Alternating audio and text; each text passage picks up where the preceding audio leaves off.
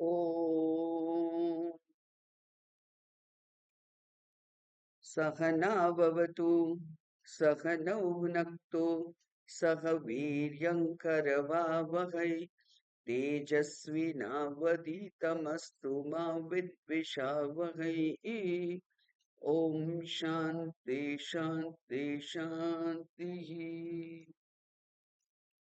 ॐ नमो भगवते वैवस्वताय मृत्यवे ब्रह्मविद्याचार्याय नचिकेतसे च।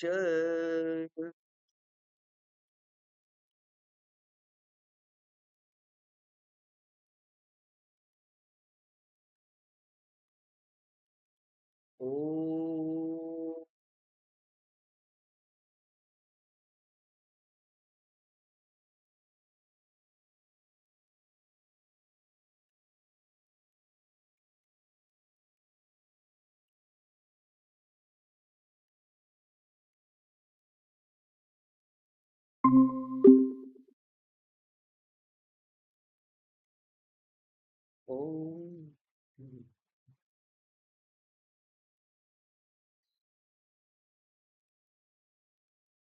પ્રથમ અધ્યાય દ્વિતીય વલ્લી અને 21મો મંત્ર કરતા હતા આપણે. આ આત્મા દુર્વિજ્ઞેય છે અને દુર્વિજ્ઞેય હોવાને કારણે એટલે કે બહુ કષ્ટથી, બહુ તકલીફથી, બહુ અંતરાયો પસાર કર્યા પછી એ આત્મા દેખાય છે. કોને કોને એવું થાય? એટલે ત્યાં ઉપર કહ્યું છે કામી ભીહી, કામના યુક્ત જે પુરુષો હોય, કામી પુરુષો એને, જે પ્રાકૃત પુરુષૈહી, પ્રાકૃત પુરુષ કહ્યું એને. અને પ્રાકૃત પુરુષ એટલે સામાન્ય સંસ્કારી, એટલે કે અનધિકારી કામનાગ્રસ્ત પુરુષ માટે આ આત્મા પ્રાપ્ત થવો અત્યંત કઠિન છે. કેમ એવું છે? એવો પ્રશ્ન થાય આપણને. તો એમાં એવું છે કે તે જાણે કે વિરુદ્ધ સ્વભાવનો હોય એમ દેખાય છે. તો આ વિરોધી સ્વભાવ એટલે શું? તો વિરોધી સ્વભાવ એટલે હું જે ખરેખર ચૈતન્ય સ્વરૂપ છે તેને જ હું આ દેહાદી સંઘાત માની અને એના બધી જ મર્યાદાઓ અને અને અને જે વિરુદ્ધ સ્વભાવ છે એટલે કે ષડવિકાર સહિત વગેરે એવો જાણું છું. ખરેખર વાંક નથી, વાંક આપણો છે, વાંક અજ્ઞાનીનો છે, અજ્ઞાન સહિત જન્મ્યો છે. એટલે એને પોતાના સ્વરૂપનું, સ્વસ્વરૂપનું ભાન નથી. અને સ્વસ્વરૂપ કેવું છે? તો કે છે સ્વસ્વરૂપ તો ચૈતન્ય છે, આત્મા છે, સચ્ચિદાનંદ સ્વરૂપ છે, એવું એનું સ્વરૂપ છે. પણ એને એવું જાણવાને બદલે હું અજ્ઞાનવશ મને આ દેહાદી સંઘાત માનું છું. દેહાદી સંઘાત જ પહેલો નંબર આવે છે અને એ દેહાદી સંઘાતને જાણે કે મદદ કરવા માટે ચૈતન્ય ભગવાને મૂક્યું છે એવું માનીએ. અને દેહાદી સંઘાતનો સ્વભાવ છે શું? એ મર્યાદિત હોય, એ પંચ ક્લેશ હોય, એને ષડ વિકાર હોય, એને આ જ્ઞાનેન્દ્રિયો, કર્મેન્દ્રિયો વગેરે હોવાથી એ દરેકની લાક્ષણિકતા, દરેકની મર્યાદા એને અનુભવાય અને એ મર્યાદાઓ સહન ના થતી હોવાને કારણે વ્યક્તિ હંમેશા કંઈક ને કંઈક આ દેહાદી સંઘાતમાં ફેરફાર કરી અને સુખી થવા ઈચ્છે છે. પણ દેહાદી સંઘાતમાં ફેરફાર કરવાથી એક તાત્કાલિક ટેમ્પરરી રાહત કદાચ અનુભવાય, પણ એ કાયમી નથી. અને કાયમી નથી એટલે વારંવાર એનો ને એનો જ પ્રયત્ન કરવો પડે છે. હવે એ પ્રયત્ન કરતા એ વ્યક્તિ એ થાકતો નથી, કારણ કે એને હંમેશા આશા હોય છે કે આ નહીં તો આનાથી તો મને સારું લાગશે જ, આનાથી તો સારું લાગશે જ, આનાથી તો સારું લાગશે જ. એમ એમ એ નિમિત્ત બદલ્યા કરે છે, અને નવું નિમિત્ત થોડીક વાર સુખ આપે પણ છે, પણ એ સુખ ટકતું નથી. એટલે કે એ વ્યક્તિની દોડ કાયમ માટે બની રહે છે, અને અંતે બહુ દોડવાથી એ હાંફી જાય છે. હાંફી જાય છે ત્યારે કોઈક પૂર્વના પુણ્ય ઉદિત થયા હોય. ઉપર આપણે જોયું કે કેવું હોય, તો કે છે ધાતુનામ પ્રસાદાત, એટલે કે ઇન્દ્રિયોના પ્રસાદથી, પ્રસન્નતાથી ઇન્દ્રિયો પ્રસન્ન થાય. ઇન્દ્રિયો પ્રસન્ન થાય એટલે કે એ જે કંઈ મળેલું છે એમાં સંતુષ્ટ રહે, અને એને કંઈક વધારે મેળવવા માટે દોડવાની ઈચ્છા હવે વિરમી જાય, એવી એવી એની સ્થિતિ હોય. મન જ્યારે શાંત થઈ ગયું હોય, ઇન્દ્રિયો હવે કોઈ વિષયની લાલચથી દોડવાનું એને ગમતું ના હોય, એવી જ્યારે સ્થિતિ થાય. આવી સ્થિતિ ક્યારે થાય? તો એ સ્થિતિ થાય છે માત્ર ઈશ્વર પ્રસન્નતાથી. એટલે કે પ્રસન્ન ઈશ્વર હોય, અને એ ઈશ્વર એ આંતર બહિષ્ટ યત સર્વમ, જેને આપણે જાણીએ છીએ. એટલે જે ઈષ્ટદેવની આપણે પૂજા કરીએ છીએ તે ઈષ્ટદેવ હોય, કે પછી અંતર્યામી રૂપે પોતાનું જ ચૈતન્ય સ્વરૂપ હોય, એ જ્યારે પ્રસન્ન થાય ત્યારે પછી એને આ જે દોડ છે, ઇન્દ્રિયોને પ્રસન્ન કરવા માટેની જે દોડ છે, એમાંથી ઉપરતી થઈ જાય છે. એમાં હવે એને રસ રહેતો નથી, અને ત્યાર પછી એ કેવો થઈ જાય છે? શાંત થઈને બેસે છે. પેલા કાશી પંચકમમાં આપણે જોયેલું કે કેવું છે, તો કે છે મનોનિવૃત્તિ પરમોપશાંતિ. મન જ્યારે વિષયની લાલસામાંથી નિવૃત્ત થઈ જાય ત્યારે પરમ શાંતિ હોય, અને પરમ શાંતિ એ જ મારું સ્વરૂપ છે. આત્માનું સ્વરૂપ છે, આત્માનું એક નામ છે શાંત. એ શાંત સ્વરૂપ એ જ મારું સ્વરૂપ છે. એટલે આપણે કરવાની જરૂર છે ઇન્દ્રિયોને ઉપરામ.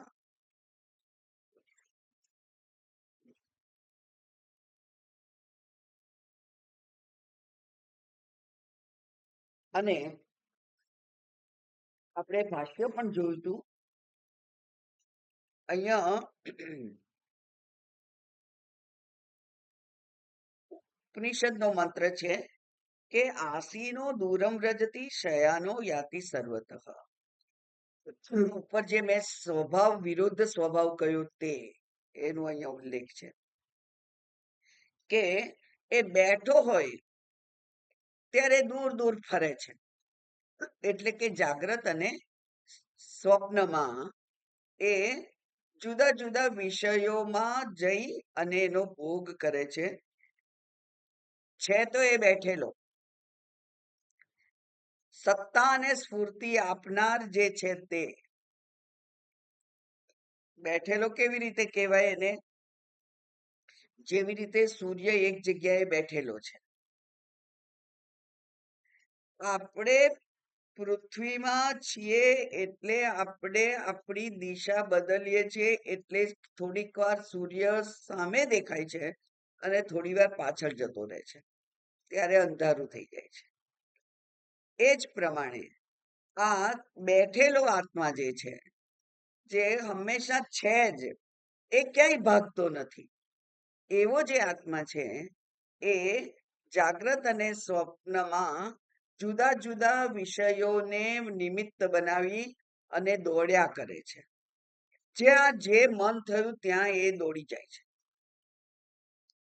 અને શયાનો યાતિ સર્વતઃ, અને સુષુપ્તિમાં જ્યારે આ ઇન્દ્રિયો ઊંઘી ગઈ હોય છે ત્યારે એ કેવો છે? એ કે છે કે એ યાતિ સર્વતઃ, એ બધે જ જાય છે. તો બધે જ જાય છે એનો અર્થ શું થયો? કે એ કોઈ એક વિષયમાં કેન્દ્રિત નહીં રહી અને સર્વવ્યાપી બને છે. એ સર્વવ્યાપી બને છે. એટલે વિષય નો ભોગ કરવાનો હોય ત્યારે ત્યાં ચૈતન્ય એક નિમિત્તમાં જાણે કે મર્યાદિત થઈ જાય છે. એ નિમિત્તને ઉદ્ઘાટિત કરવા માટે ચૈતન્ય વપરાય છે. એટલે એ નિમિત્ત પૂરતું, એવું એક વખત બહુ પહેલા આપણે જોયેલું છે કે આ પદાર્થ તો નિશ્ચેષ્ટ છે, પદાર્થમાં તો કોઈ ચેતન નથી. હવે એ પદાર્થને મારું એનું જ્ઞાન મેળવવું છે, એટલે મન ચક્ષુરેન્દ્રિય દ્વારા ત્યાં જાય છે. પણ મન પણ જડ છે, અને મન જડ છે એટલે મનની વૃત્તિ પણ જડ છે. હવે જડને જાણી ના શકે. બે ઝાડ બાજુમાં ઉભેલા છે, એ બે વાતો ના કરી શકે એકબીજા સાથે. એ જડને જાણી શકે નહીં.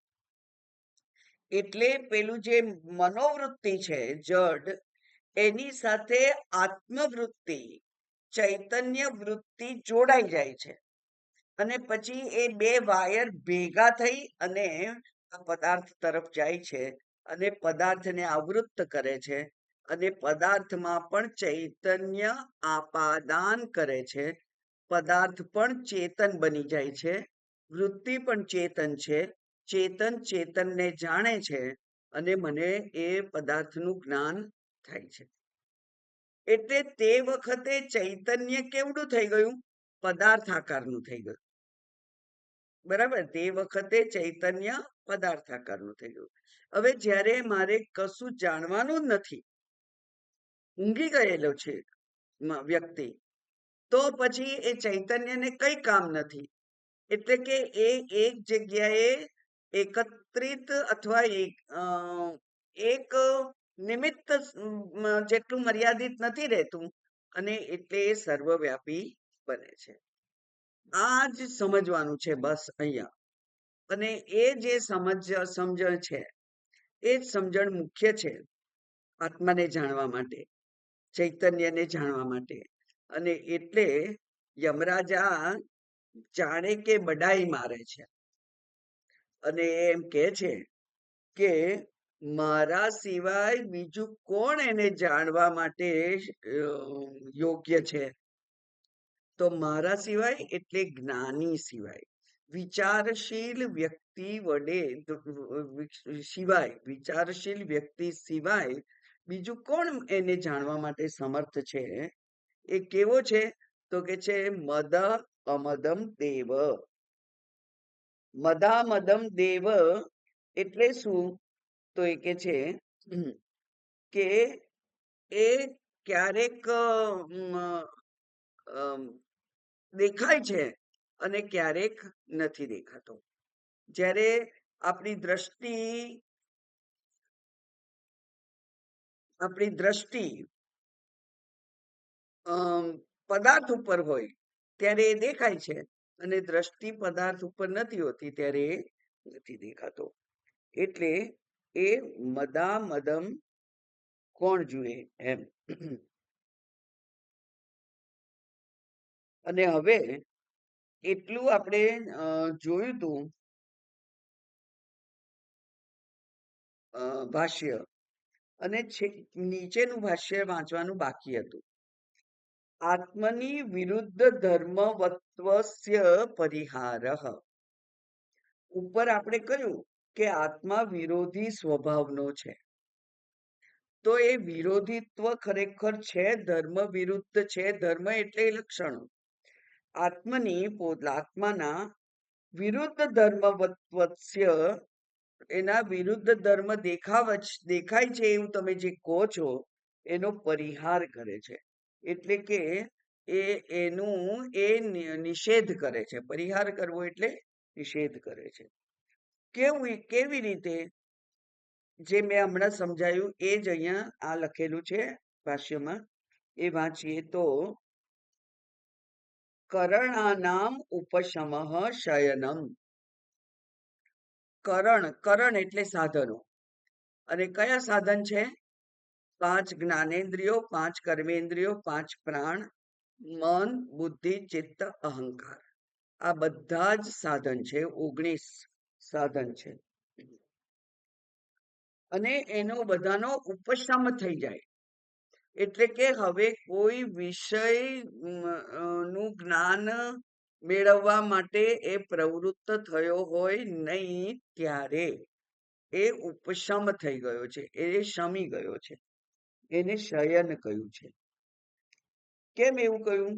તો કે છે કરણ જનિતસ્ય એક દેશ વિજ્ઞાનસ્ય ઉપશમઃ શયાનસ્ય ભવતી. જ્યારે કરણથી જનિત એટલે કે જ્ઞાનેન્દ્રિય, હમણાં જ મેં કહ્યું કે ચક્ષુરેન્દ્રિય દ્વારા પેલી મનોવૃત્તિ બહાર આવે, પણ એ કરણ જનિત્ય એક દેશ એટલે એક પદાર્થ, એક વસ્તુ, એક વૃત્તિ, એક જ જ્ઞાન કરાવે. તો એ વખતે જે વૃત્તિ જ્ઞાન થાય તે પદાર્થ એટલે એક દેશસ્ય વિજ્ઞાનસ્ય, ત્યારે એક જ પદાર્થનું જ્ઞાન થાય. જ્યારે જે પદાર્થાકાર વૃત્તિ થાય ત્યારે તે માત્ર એક પદાર્થનું જ જ્ઞાન થાય. અને એ ઉપશમ ત્યારે, જ્યારે બધી ઇન્દ્રિયો શાંત થઈ અને લય પામી ગયેલી છે, ત્યારે હવે પછી કોઈ એક પદાર્થનું જ્ઞાન તે વખતે મેળવવાનું રહેતું નથી. કોઈ પણ ઇન્દ્રિય જાગતી નથી, બધી લય પામી ગયેલી છે. મન પણ લય પામી ગયેલું છે. અને એટલે એનો ઉપશમ થયો છે.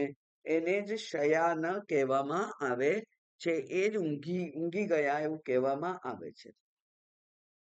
પણ યદા, જ્યારે ચ એવમ, જ્યારે આવું બને ત્યારે કેવલ સામાન્ય વિજ્ઞાનત્વાત, એટલે પછી વિશેષ જ્ઞાન નથી રહેતું. બરાબર? એટલે કે ચશ્મા જ્ઞાન, પુસ્તક જ્ઞાન, ટેબલ જ્ઞાન એવું વિશેષ જ્ઞાન નથી રહેતું, પણ માત્ર સામાન્ય ચૈતન્ય જ રહે છે.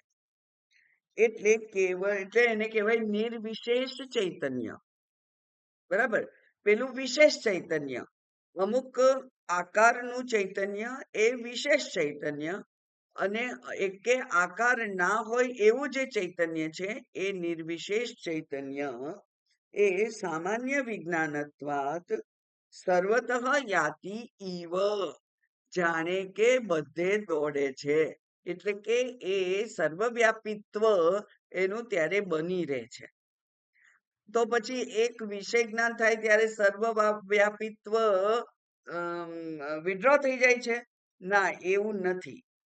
પણ હા, મારા એક માટે, એક વ્યક્તિ માટે, વ્યષ્ટિ વિશેષ માટે, જ્યારે આંખ જ્યારે એ જોવા માટે પ્રવૃત્ત થઈ હોય, ત્યારે પછી મન બીજું કઈ વિચારી શકતું નથી. બરાબર?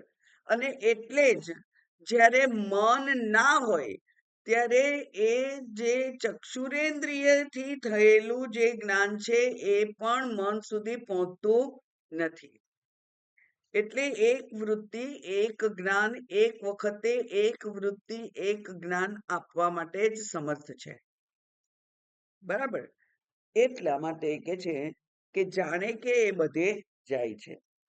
પછી યદા વિશેષ વિજ્ઞાનસ્થ સ્વેન રૂપેણ સ્થિત એવ સન, મન આદિ ગતિષુ તદ ઉપાધિકત્વાદ દૂરમ રજતી ઈવ.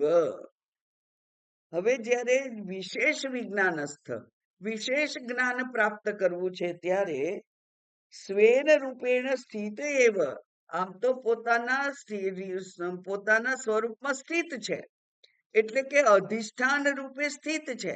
જેમ કે રજ્જુ અધિષ્ઠાન રૂપે સ્થિત છે.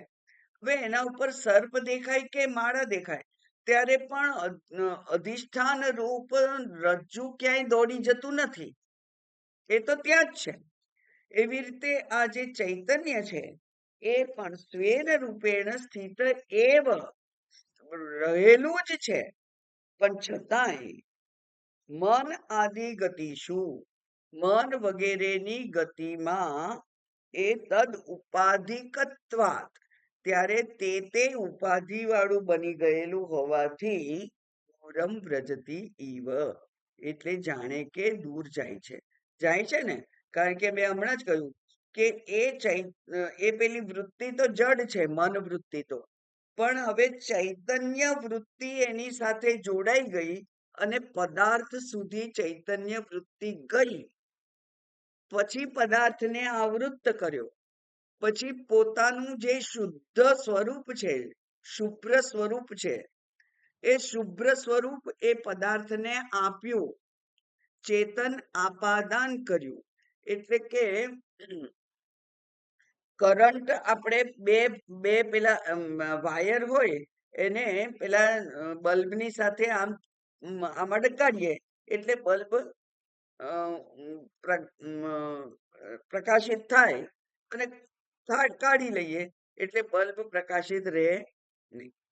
એ પ્રમાણે પોતાના ચેતન સ્વરૂપથી જે પણ પદાર્થને એ આવૃત્ત કરે એને ચેતનવાન બનાવે છે. બહુ સરસ ઉદાહરણ છે એમાં મેગ્નેટનું, કે નીચે પેલા હલકી હલકી લોખંડની કરચો પડી હોય અને મેગ્નેટ આપણે ફેરવીએ તો એ મેગ્નેટ ઉપર એ કરચો ચોંટી જાય, પછી એ કરચો પણ મેગ્નેટ બની જાય. એટલે એનાથી આગળ પાછળ બીજું લોખંડ હોય તો એ કરચ પણ મેગ્નેટ તરીકે કામ કરે. કારણ કે મેગ્નેટનું જે ચેતનત્વ છે તે પેલા જે જડ લોખંડના કણો હતા એમાં પણ આવી ગયું.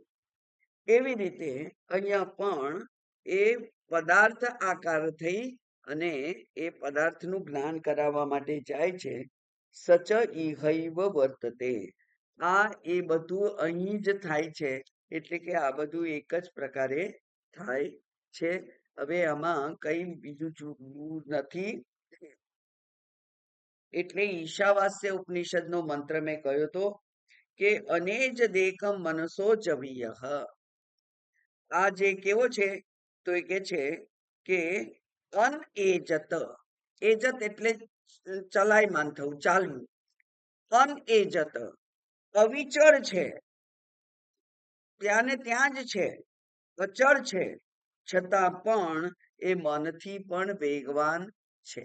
એટલે મન જ્યાં પહોંચે ત્યાં ચૈતન્ય ઓલરેડી હાજર હોય છે. આમ આ સર્વવ્યાપી ચૈતન્ય છે એના માટેનો આ મંત્ર છે. અને આવું હોવાથી એ કેવો છે તો કે છે મદ અમદ, હર્ષ અને અહર્ષ અથવા વિષાદ. હર્ષ અને શોકથી એ સ્પૃશ છે, એને હર્ષ અને શોક સ્પર્શતા નથી. તો કહ તમ, કોણ એવો હોય કે જે તમ એટલે તે આત્માને, એ આત્મા કેવો છે હર્ષ અને શોકથી વિચલિત નથી. હર્ષ અને શોક એને સ્પર્શતા નથી. એવા એ આત્માને કોણ જાણી શકે? કારણ કે આપણા કોઈ પણ અનુભવ હોય છે એ કેવા હોય છે? કાં તો આનંદ થયો અથવા દુઃખ થયું, રાગ અને દ્વેષ. ગમ્યું અને ના ગમ્યું. હર્ષ એટલે કૂદકા મારવા અને અહર્ષ એટલે રડવું એવું નહીં. પણ જ્યારે જ્ઞાન થાય છે ત્યારે એ જ્ઞાનનો આનંદ હોય છે ને, કારણ કે સચ્ચિત આનંદ સ્વરૂપ છે. એ જ્ઞાન સ્વરૂપ છે, અને જ્ઞાન સ્વરૂપ છે એટલે આનંદ સ્વરૂપ પણ છે. મને આવડી ગયું એવું જ્ઞાન નથી થતું. કઈ પણ નાનામાં નાની વસ્તુ હોય, હા મને સમજાઈ ગયું, મને આવડી ગયું, એવું જે જ્ઞાન થાય છે એ આનંદ છે. પણ આ આત્માને આનંદ થતો નથી. તો આ આનંદ અને શોક એ કોના લક્ષણ છે? મનના લક્ષણ છે. એ મનને થાય છે, મનની સ્થિતિ છે. આનંદી સ્થિતિ અને વિષાદ એ મનની સ્થિતિ છે. એને આત્મા સાથે કોઈ કનેક્શન નથી. એટલે એ જે હર્ષ અને અહર્ષ એવો જે દેવ છે એને કોણ જાણી શકે? કોઈ ના જાણી શકે. કોણ? મદ અન્ય કમ, મારા સિવાય બીજું કોણ જાણી શકે? મારા સિવાય એટલે બધા જ્ઞાનીઓ દ્વારા. અને ઉપર એટલે જોયું તું કે અસ્મદ કહ્યું છે શંકરાચાર્યજીએ. મદ એટલે એક વચન અને અસ્મદ એટલે બહુવચન. આવા જે આ વિરુદ્ધ સ્વભાવ વાળો જે આત્મા છે એ આત્મા કેવો છે? હવે એનું વધારે આગળ વર્ણન છે. તદ વિજ્ઞાના 22મો મંત્ર જોઈએ. તદ વિજ્ઞાનાચ શોકાત્યય ઇતિ અપી દર્શયતિ. એ તદ વિજ્ઞાનાત, એને એ આત્માને જો જાણીએ, બરાબર, એ આત્માને જો જાણીએ, તદ વિજ્ઞાનાત, વિજ્ઞાનાત એટલે જાણવાથી, જાણીને, એને જો જાણીએ તો શું થાય? તો કે છે શોકાત્યય. અત્યય એટલે રહિત, અને શોક એટલે દુઃખ વગેરે. તો દુઃખથી રહિત થઈ જવાય છે.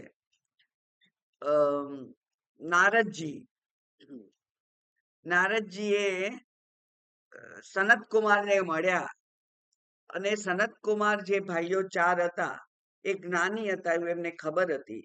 એટલે એમને ઉભા રાખીને પૂછ્યું કે ઉભા રહો, મારે તમને એક પ્રશ્ન પૂછવો છે. કે મેં એવું સાંભળ્યું છે કે આત્મવિદ શોકમ તરતી. આત્મવિદ હોય જે આત્માને જાણે એ શોકને તરી જાય છે. અને અહમ શોચામી ભગવઃ, હે ભગવાન, અને મને તો શોક થાય છે, તો તમે મને આ આત્મજ્ઞાન આપો, કારણ કે મારે શોકથી હટી જવું છે, મારે શોક જોઈતો નથી. એવું જે કહેલું તે એટલે એ જ્ઞાનનું ફળ છે. જ્ઞાનનું અંતિમ ફળ શું છે? શોક નિવૃત્તિ. શોક નિવૃત્તિ એ જ્ઞાનનું અંતિમ ફળ છે. એવું કોને થાય? કોને એવું એ શોક નિવૃત્તિ કરવા માટે સમર્થ કોણ હોય? તો કે છે ધીરહ. ધીરહ એટલે જે ધૈર્યવાન છે તે, જેનામાં આ વિચાર કરવાની ક્ષમતા છે તે. બરાબર, ધીરજ એટલે 2, 3, 4 વર્ષથી હું વિચાર કરું છું એવું નહીં, પણ એની વિચારવાની ક્ષમતા છે, જેને પૂજ્ય સ્વામીજીએ કરે જ કહેલું. નવું નવું જાણવું હોય તો એ જે આપણું જે મન હોય એમાં હિંમત હોય કે હારી ના જાય, ચાલુ ને ચાલુ જ રાખે પ્રયત્ન. ક્યાં સુધી? સમજણ ના પડે ત્યાં સુધી. એટલે કે લાંબો સમય એક વિષયને વળગી અને એના વિશે વિચાર કરવાનો જેનામાં સામર્થ્ય છે, બરાબર, રાતી એવું છે. રાતી એટલે રમે છે.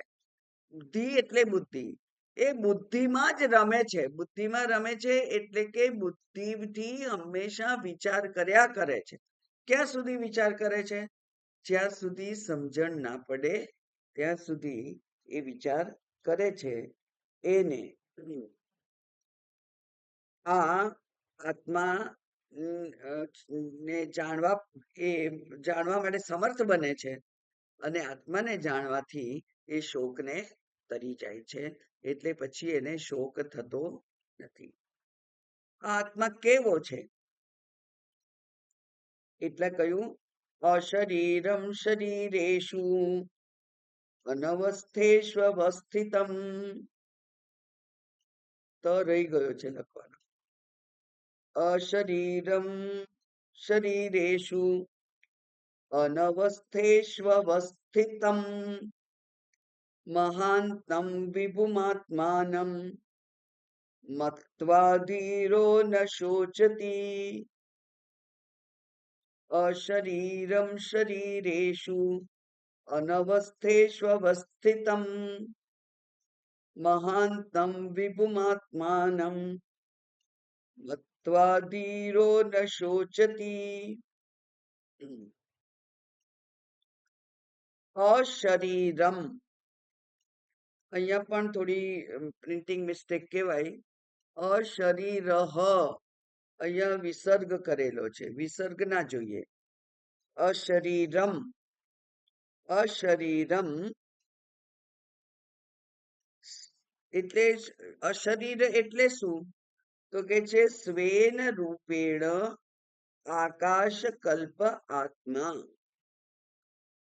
જેને શરીર નથી, એટલે કે જેને કોઈ આકાર નથી.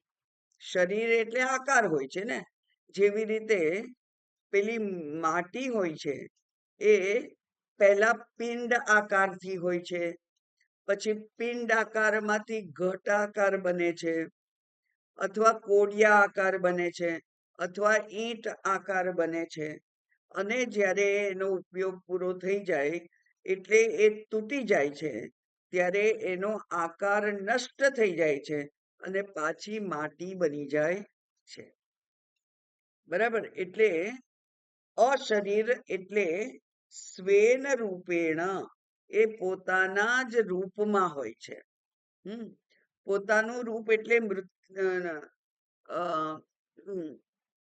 ત્યાં છાંદોગ્ય ઉપનિષદમાં કહ્યું છે કે વાચારંભણમ વિકારો નામધેયમ મૃત્તિકા ઇતિ એવ સત્યમ. માત્ર બોલવા માટે નામ અને આકાર છે.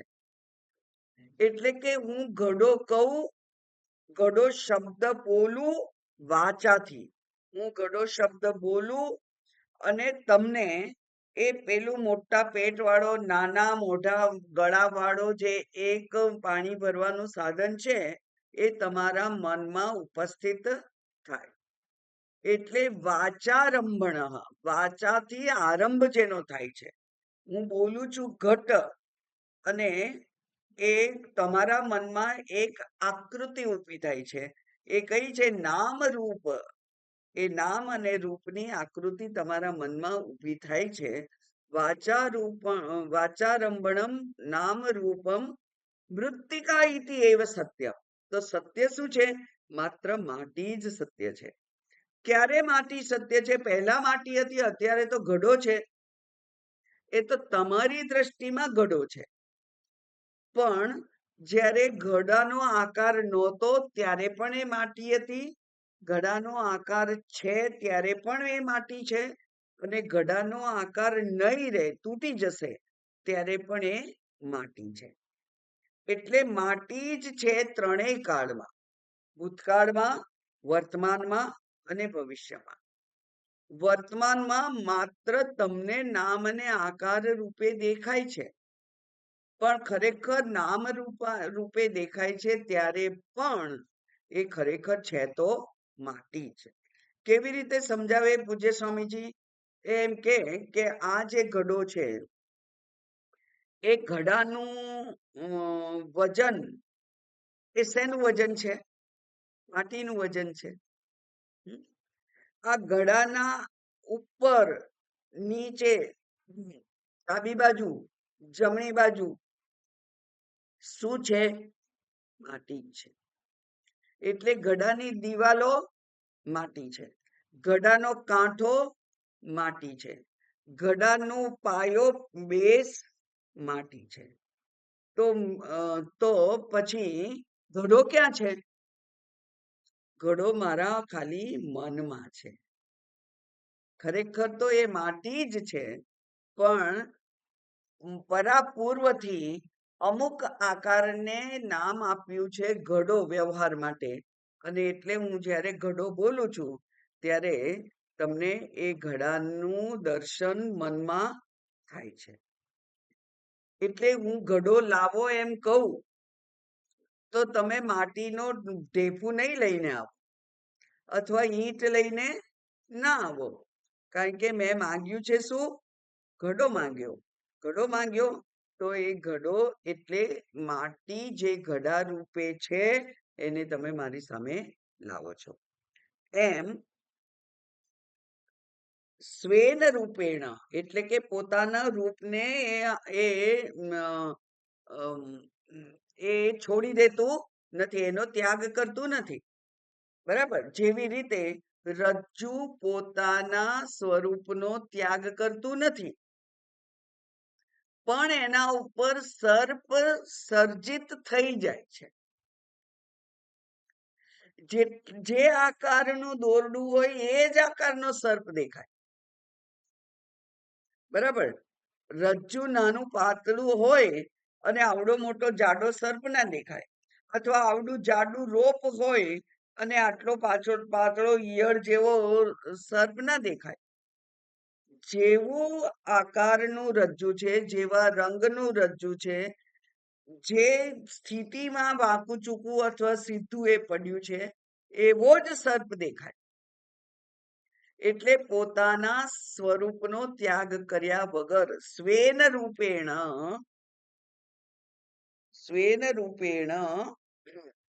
આકાશકલ્પ આત્મા. આકાશકલ્પ એટલે આકાશ પણ નામ રૂપ વગરનું છે. એકમાત્ર એક પંચમહાભૂતમાં પહેલું આકાશ જ એવું છે કે જેને કોઈ નામ, જેને કોઈ રૂપ નથી. આકાશને કોઈ રૂપ નથી.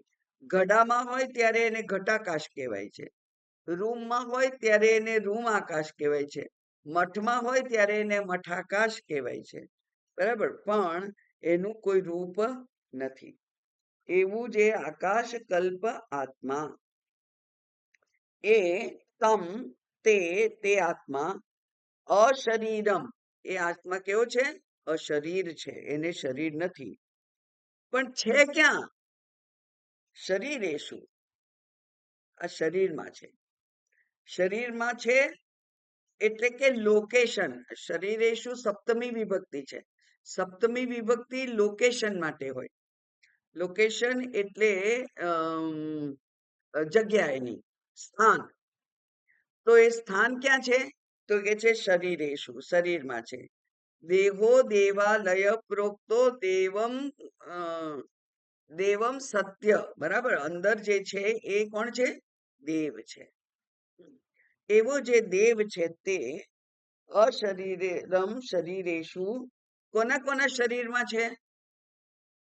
એ કે છે દેવ શરીરમાં છે, પિતૃ શરીરમાં છે. બરાબર? પિતૃ એટલે આપણા જે પૂર્વજો, જેના શરીર હવે રહ્યા નથી, તેવા પિતૃલોકમાં જે પહોંચી ગયા છે તેવા લોકો પિતૃ. મનુષ્યાદિ, આ મનુષ્ય, એવા બધા મનુષ્ય, અને પછી આદિ કહી દીધું. એટલે મનુષ્ય, પ્રાણી, પશુ, જંતુ, પક્ષી, માછલી, બધામાં એ છે. બધા શરીરોમાં એ છે. અનઅવસ્થેષુ, અને આ શરીર કેવા છે? તો કે છે અવસ્થિતિ રહિતેષુ અનિત્યેષુ. એ શરીરની મર્યાદા કેટલી? તો જ્યાં સુધી આ પ્રાણ શરીરમાં છે ત્યાં સુધી. પ્રારબ્ધથી આ શરીરનું આયુષ્ય નક્કી થયું છે ત્યાં સુધી. એટલે અવસ્થિતિ, એની સ્થિતિ ક્યાં સુધી હોય? તો કે છે અવસ્થિતિ રહિતેષુ, એની કાયમ સ્થિતિ રહેતી નથી. એટલે કે કેવું છે, અનિત્યેષુ, અનિત્ય શરીરમાં. શરીર કદી નિત્ય હોતું જ નથી, દેવોનું હોય કે ગમે તેનું હોય. અને એટલે આગળ જે યમધર્મ રાજાએ બહુ અભિમાનપૂર્વક કહ્યું કે મારા વગર એને કોણ જાણી શકે. તો એમનું પણ શરીર કેવું છે, અનિત્ય છે. એ યમરાજા હોય કે ઇન્દ્રદેવ હોય કે બ્રહ્માજી હોય, પણ એ બધાના શરીર કેવા છે, અનિત્ય છે. તો અનિત્યેષુ એમાં અવસ્થિતમ, અને એટલે અવધારણા પૂર્વક સ્થિતમ. અવસ્થિતમ એટલે કાયમ હોય છે, એટલા માટે ત્યાં કહ્યું અવસ્થિતમ બરાબર નિત્યમ, એ નિત્ય છે. હવે નિત્ય હોય પણ ઘરડું તો થઈ જતું હશે ને, જેમ આપણે ઘરડા થઈ જઈએ છીએ? ના. અવિકૃતમ ઇતિ એતત, એ વિકાર રહિત છે, અવિકૃતમ. હવે આ જે વિકાર, કેટલા વિકાર છે? ષડ વિકાર છે. ષડ વિકાર રહિતમ એટલે જન્મ, પછી વૃદ્ધિ, પછી અપક્ષય, અને પછી મૃત્યુ, એ બધાથી એ દૂર છે. એ બધું એને નથી એવું. એટલે અસ્તિ, જાયતે, વર્ધતે, વિપરિણમતે, અપક્ષીયતે, વિનશ્યતે. છ વિકાર વગરનું છે. તો એને જાણવું કેવી રીતે? તો કે છે મહાનતમ. એ સામાન્ય નથી, એ મહાન છે. કેવું? તો કે છે મહત્વસ્ય આપેક્ષિકત્વ શંકાયામ આહ વિભુમ વ્યાપિનમ. મહાન તો ઘણી વસ્તુઓ છે, કે છે મહાન છે. મહાન તો ઘણી વસ્તુઓ છે. બહુ જ બુદ્ધિશાળી હોય એને પણ આપણે મહાન કહીએ છીએ. બહુ તેજસ્વી હોય એને પણ મહાન કહીએ છીએ. બહુ શૂરવીર હોય એને પણ મહાન કહીએ છીએ. બહુ લાંબા સમયથી જે હોય એને પણ મહાન કહીએ છીએ. તો મહાન તો ઘણી વસ્તુઓ હોય. તો એ કે છે જો એ મહાનતાને તમે આપેક્ષિત એવું માનતા હો. આપેક્ષિત એટલે કે તમે તમે કલ્પો એટલું. દાખલા તરીકે તમે કલ્પ્યું 10,000 વર્ષ કે 10,00,000 વર્ષ.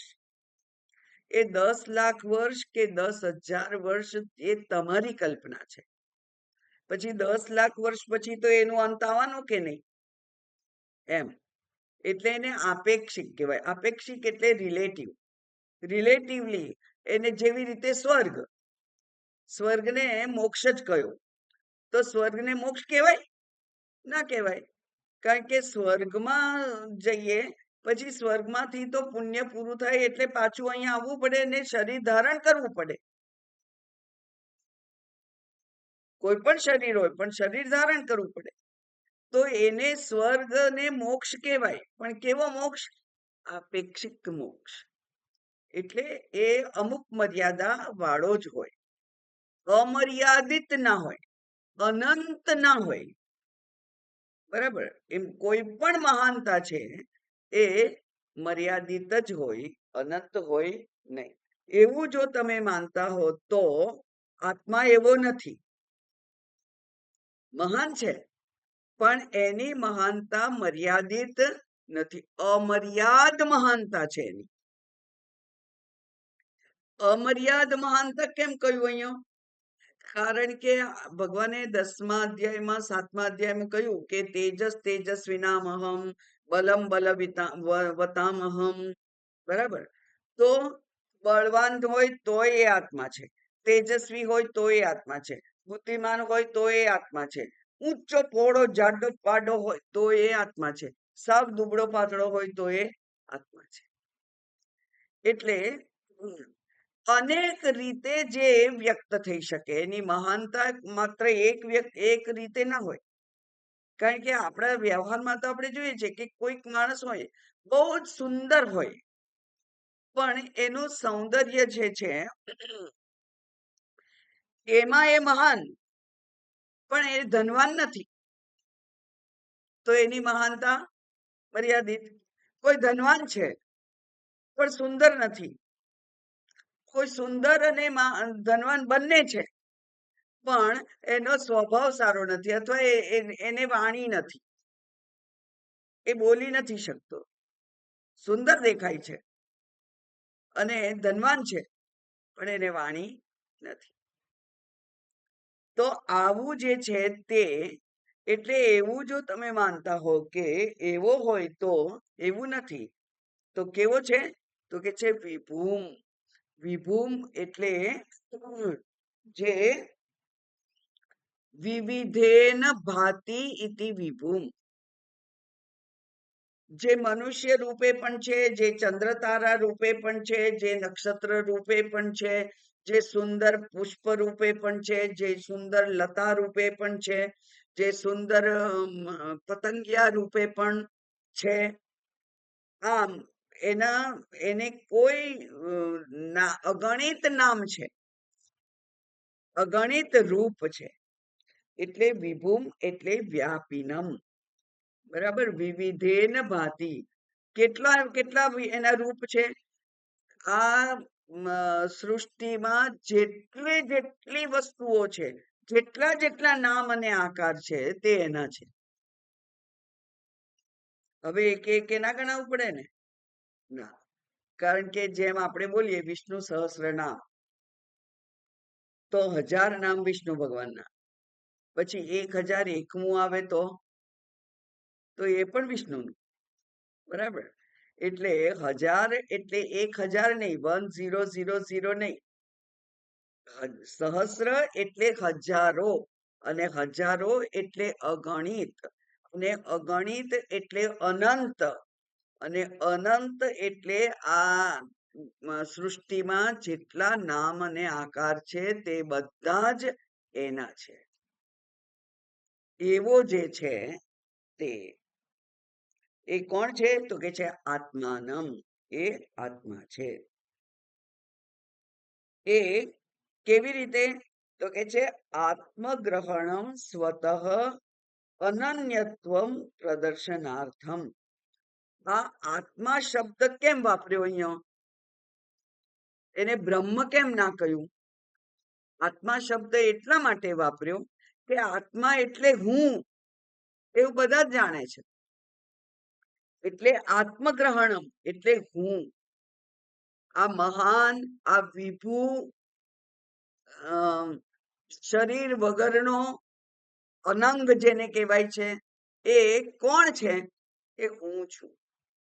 આત્મગ્રહણમ એને આત્મા રૂપે ગ્રહણ કરવાનો છે. આત્મા એટલે હું. તો આત્મગ્રહણમ. બરાબર. કેવી રીતે? સ્વતઃ. એની જાતે જ હંમેશા જ્યારે જ્યારે પણ આત્મા ચૈતન્યનું ઉલ્લેખ આવે ત્યારે એને કેવી રીતે સમજવાનો છે? હું રૂપે. આ હું રૂપે જ જેને ગ્રહણ કરવાનો છે તે. અને આ હું એટલે કે જીવાત્મા. તો જીવાત્મા પછી બીજો પરમાત્મા તો છે જ ને, શાસ્ત્ર કે છે ને. ના ના, પરમાત્મા નથી. એટલે કે છે અનન્યત્વ પ્રદર્શનાર્થમ. એટલે એ જીવાત્મા કો કે પરમાત્મા કો એક જ છે. બરાબર. સમાને વૃક્ષે પરિશસ્વ જાતે. એ કેવા છે? એક જ વૃક્ષ ઉપર બેઠેલા જાણે કે બે પક્ષીઓ છે, પણ બે નથી. પક્ષી એક જ છે. એક પોતે અજ્ઞાનની છે. અજ્ઞાનતા જ્યાં સુધી છે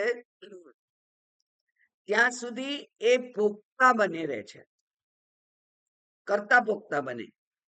અને જ્યારે જ્ઞાની છે ત્યારે એ માત્ર દ્રષ્ટા છે, સાક્ષી છે. એક શરીરમાં હોય ત્યારે એને સાક્ષી કહેવાય છે, અને જ્યારે સમગ્ર આત્મતત્વની વાત કરીએ ત્યારે એને દ્રષ્ટા કહેવાય છે. એટલે દૃક, દૃશ્ય, વિવેક. બરાબર. તો દ્રશ્ય જુદું છે. આખું સમગ્ર બ્રહ્માંડ દ્રશ્ય છે અને દ્રષ્ટા કોણ છે? અહમ. એટલે અનન્યત્વ એટલે કે બે નથી, જીવાત્મા અને પરમાત્મા એમ બે નથી. અન્ય ન ઇતિ અનન્ય, હે ને?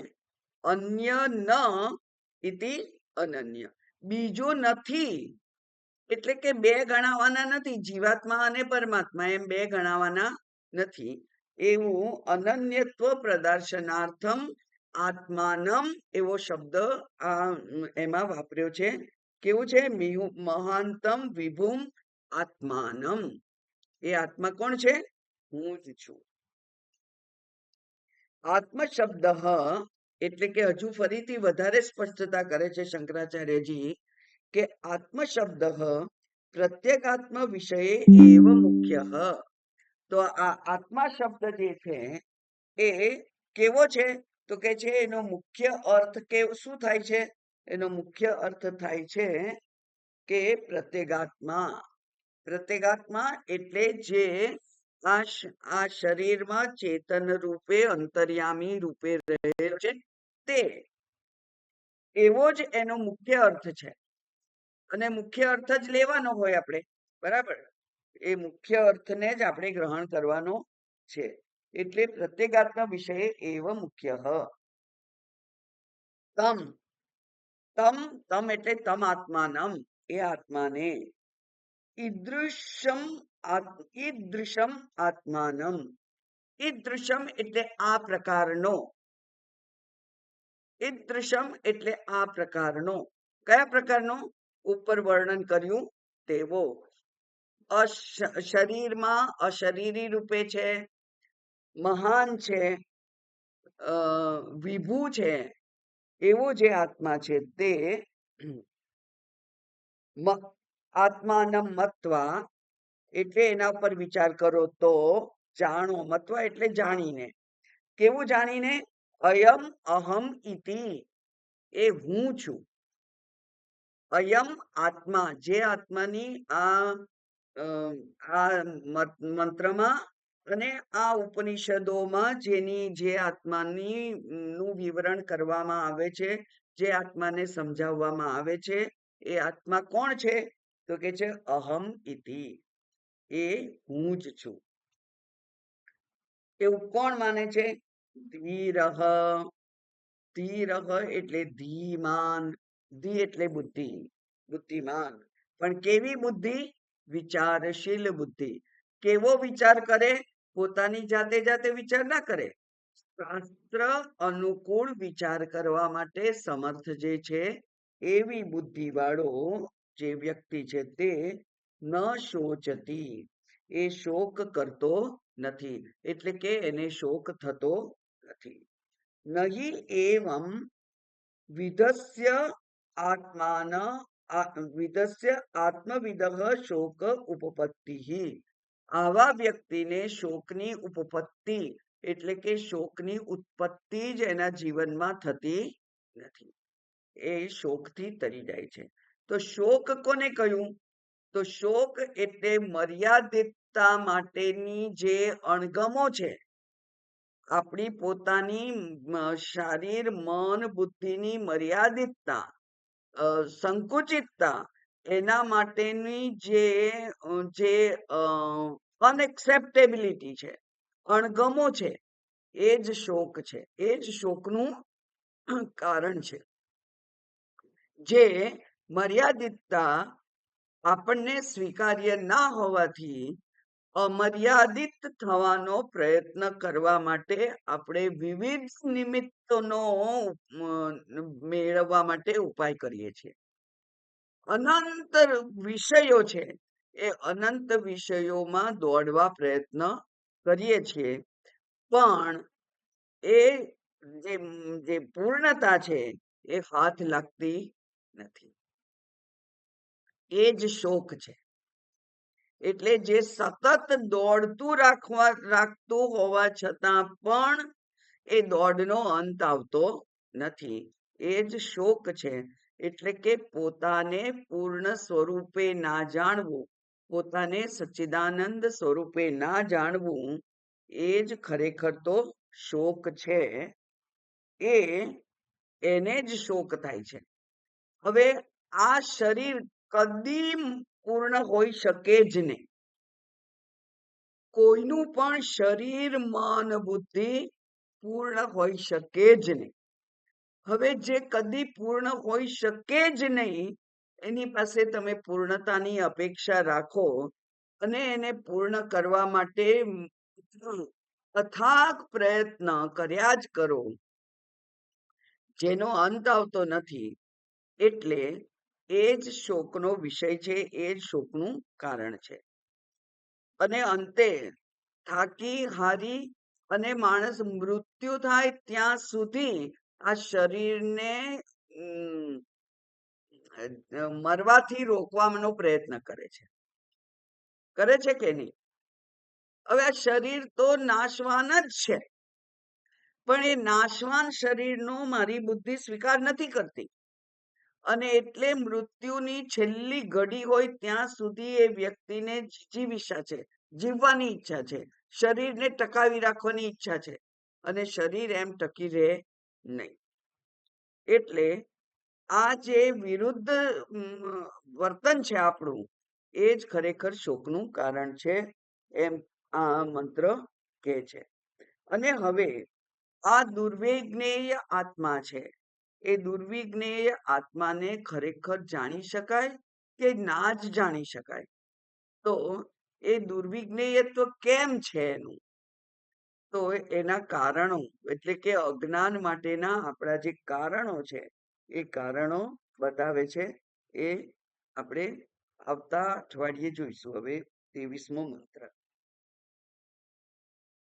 ઓમ પૂર્ણમદ પૂર્ણમિદમ પૂર્ણાત પૂર્ણમુદચ્યતે પૂર્ણસ્ય પૂર્ણમાદાય પૂર્ણમેવાવશિષ્યતે.